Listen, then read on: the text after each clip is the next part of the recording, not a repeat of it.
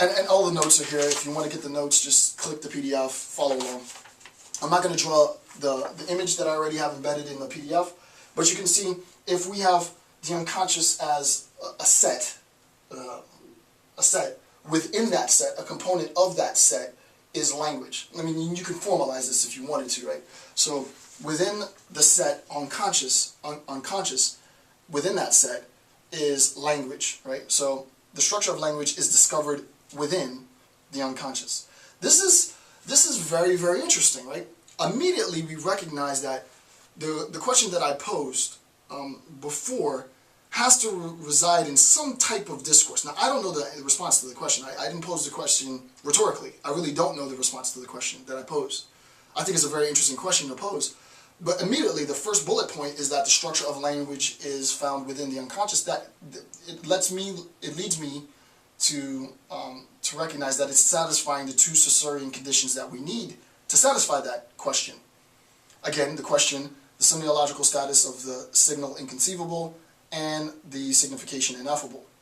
We recognize the first condition that must be met for Saussure is that it has to be psychological. He says, by definition, can't be physical, can't be a physiological response. So since it's psychological, here we are in Lacan. Okay, so that's good. The next condition that needs to be satisfied is that we need to recognize the relationship, right? So within the unconscious, then, there has to be some type of relational experience of sign and signifier, right? There has to be this relational experience, and that's not even easy to say. I think Lacan does an amazing job of saying it, if I interpreted him correctly, and I'm going to slowly work our way to that. All right, so the meaning of the letter. The meaning of the letter. All right. The structure of language. I already read that. And this is a quote from Lacan. By letter. So what does he mean by letter, right? And the title of the text is the instance of the letter in the unconscious. The instance, the occurrence of the letter within the unconscious. What does he mean by letter? This is what he means. Lacan says, by letter, I designate the material medium. Support, right? I designate the material medium that concrete discourse borrows from language. It is the essential localized structure of the signifier. The essential localized structure of the signifier. Okay, so we know that the signifier is going to play an important role, right? There's going to be an importance, emphasis on the, right? There's going to be importance, emphasis that Lacan is going to place on the signifier.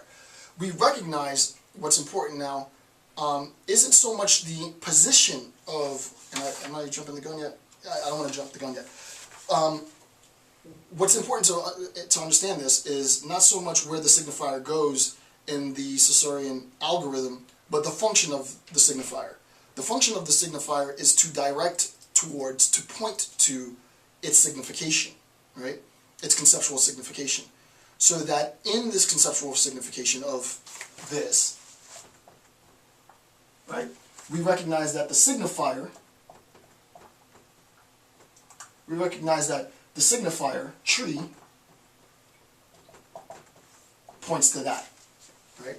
We have to stay sort of true to Saussure. So that's the first thing. What Lacan is doing, and I don't want to give it away just yet, but he's recognizing that we need to place emphasis on the signifier, right? And I'll give you a little bit of a window in. I don't want to sort of open the floodgates just yet. A little bit of a window in. We see that there has to be some importance in the signifier because, in a sense, it's the active component part of the sign, the unit sign, right? You can think of sort of the signifier in Lacanian terms as a dynamic structure, right? It directs one towards. It points me to the signification, right? So I'll just stop right there. I don't want to complicate it too much. All right, so that's that.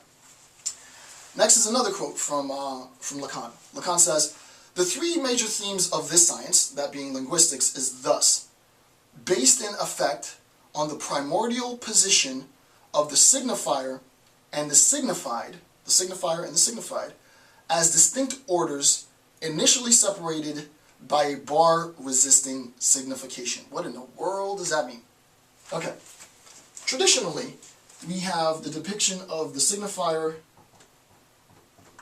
on the bottom and the signified on the top, right? And we know, we've seen this 100 times, right? The whole series I've been talking about this. We know that this is sort of interchangeable with concept in Saussure. We know that it's interchangeable with signal. No, I mean signification, S-I-G-N-I-F-I's. And I've, within the notes, given you sort of pagination references to demonstrate, to prove that this is interchangeable and that is properly sort of represented. We know that concept and sound pattern. And we know signification is signal. And so on and so on, right? So we know that there is this relationship, right? So what Lacan says is very, very important. The major theme of this science, linguistic, is thus, based in effect on the primordial position of the signifier and signified as distinct orders initially separated by a barrier resisting signification. This barrier here resists signification. And what does that mean? What's the importance of saying that the barrier itself, which later could be interpreted as a phallus? I'm not going to get into the signification of the phallus at all in this, because it gets more psychological than semiological, and I want to stay more semiological than psychological. The point is that the division, the separation between the signified and the signifier is itself, and he is right on a semiological status, is itself incapable of being signified. There is no signification for the separation itself, for the bar, right? The bar is itself, it doesn't exist within the structure as having the potential to be signified. So for example, here's the example, tree and tree, right? Tree as signifier, tree as signified. The bar that separates it is not itself signified, right? There is no signification for the bar. This bar doesn't point to the concept separation between the two, right? What ends up happening in sort of philosophical terms is that the bar serves as the conceptual, you could articulate it, right?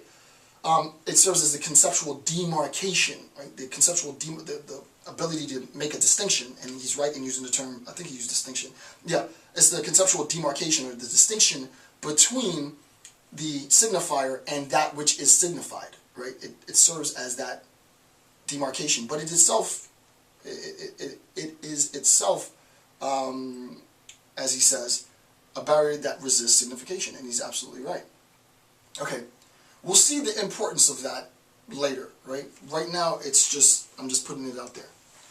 And as a matter of fact, I'm going to start to spell some of this out in the next bullet point. So, in the next bullet point, Lacan argues against the traditional interpretation of the function of the signifier, right? He says the following, this is a quote from Lacan. And we fail to sustain this question, right? We fail to sustain this question as long as we have not jettisoned, we've freed ourselves, separated ourselves, jettisoned the illusion that the signifier serves the function, the signifier serves the function of representing the signified. I'll say that again.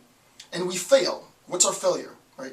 We fail to sustain this question as long as we have not, if you do not recognize that the signifier serves the function of representing the signified, you've misunderstood the relationship.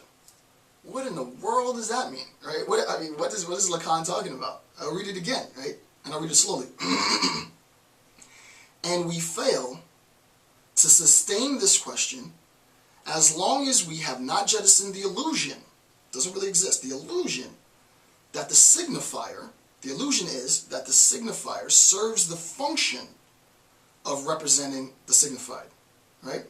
What you should be thinking of, in a sense, is this sort of sounds similar to Saussure's claim that it sort of sounds similar. It's not exactly the same, but it sort of sounds similar to Saussure's claim that language cannot be reduced to nomenclature, right?